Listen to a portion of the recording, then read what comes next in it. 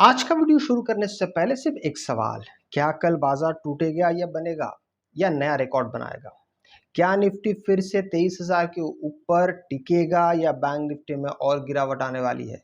और सबसे बड़ा सवाल, क्या दुनिया में चल रहा भू राजनीतिक तनाव आपके पोर्टफोलियो को हिला सकता है?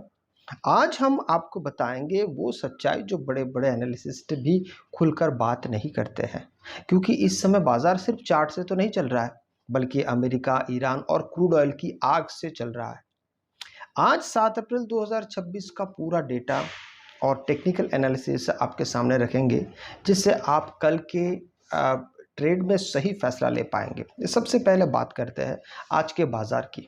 सुबह बाजार में भारी गिरावट देखने को मिली। निफ्टी लगभग 22,750 के नीचे जाके गिरा और लेकिन दिन के अंत में जोरदार रिकवरी आई और निफ्टी 23,100 के ऊपर बंद हुआ। इसका मतलब क्या है? इसका मतलब है कि बाजार में अभी भी खरीदारी की ताकत है, लेकिन डर भी उतना ही बड़ा है। सुबह की गिरावट और शाम की रिकवरी ये साफ संकेत देता है कि बाजार पूरी तरीके से अनिश्चितता में है, यानी कल का दिन भी बेहद वोलाटाइल रह सकता है।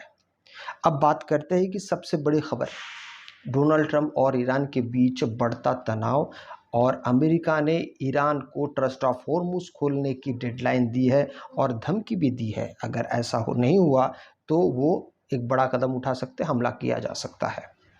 इसका सीधा असर क्रूड ऑयल पर पड़ा, जो $110 प्रति बैरल के आसपास बना हुआ है। और याद रखिए, जब क्रूड ऑयल बढ़ता है तो भारत जैसे आयातक देश के लिए ये सबसे बड़ा खतरा बन जाता है।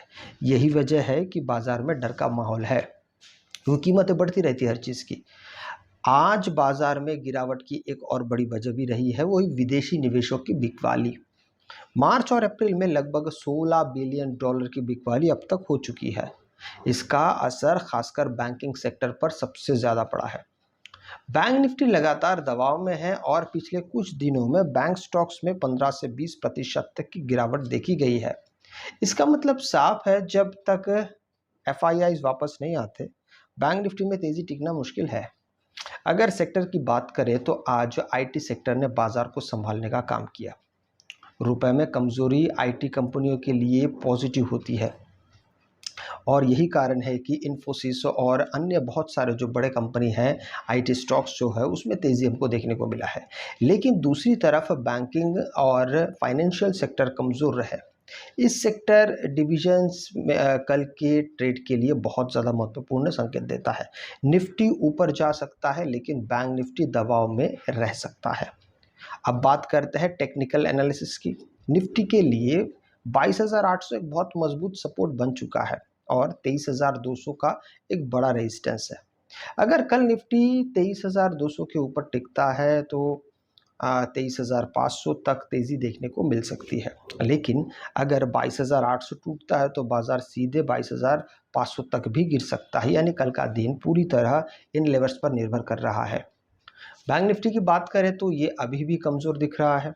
आरबीआई की नीतियों के अनुसार नीतियों और रुपए में उतार चढ़ाव के कारण बैंकिंग सेक्टर दबाव में है। बैंक निफ्टी के लिए 48,000 एक बड़ा सपोर्ट है और 49,500 एक मजबूत रेजिस्टेंस है। अगर ये 48,000 के नीचे जाता है तो गिरावट और तेज हो सकता है। कल के लिए सबसे बड़ा ट्रिगर रहेगा ग्लोबल मार्केट और क्रूड ऑयल। अगर देखिए, रात में अमेरिका ईरान तनाव और बढ़ता है तो भारतीय बाजार पर सीधा असर पड़ेगा। वही अगर कोई पॉजिटिव खबर आती है, जैसे सीज़फायर या बातचीत की खबर, तो बाजार में शॉर्ट कवरिंग की तेज़ी, रेज रैली भी आ सकती है। एक और महत्वपूर्ण फैक्टर है कि आरबीआई की पॉलिसी और लिक्विडिटी। अभी सिस्टम में 4 लाख करोड़ रुपए की लिक्विडिटी है और आरबीआई आक्रामक कदम नहीं उठाना चाहता है। इसका मतलब है कि बाजार में पैसा, लेकिन डर के कारण निवेशक जोखिम लेने से बच रहे हैं। तो कुल मिलाकर कल का बाजार दो चीज़ों पर चलेगा। पहला ग्लोबल न्यूज़ और दूसरा टेक्निकल लेवल। अगर आप ट्रेडर हैं तो आप अभी देखिए, बहुत सारी बातें यहाँ पे आ जाएगी कि बीटीएसटी के बारे में आपको बहुत गहराई से सोचना पड़ेगा, क्योंकि इंडिया बिक्स के तेज़ हो जाने से ना बहुत ज़्यादा आपको वहाँ पर फ़ायदा नहीं हो सकता है। जैसे पिछले दिन की अगर मैं बात करूँ तो जितने लोगों ने बीटीएसटी अगर की भी होगी, हेजिंग में अगर बीटीएसटी की होगी, तो आज मार्केट बड़ा गैप डाउन खुला, लगभग 200 पॉइंट के आसपास मार्केट गैप डाउन खुला निफ्टी।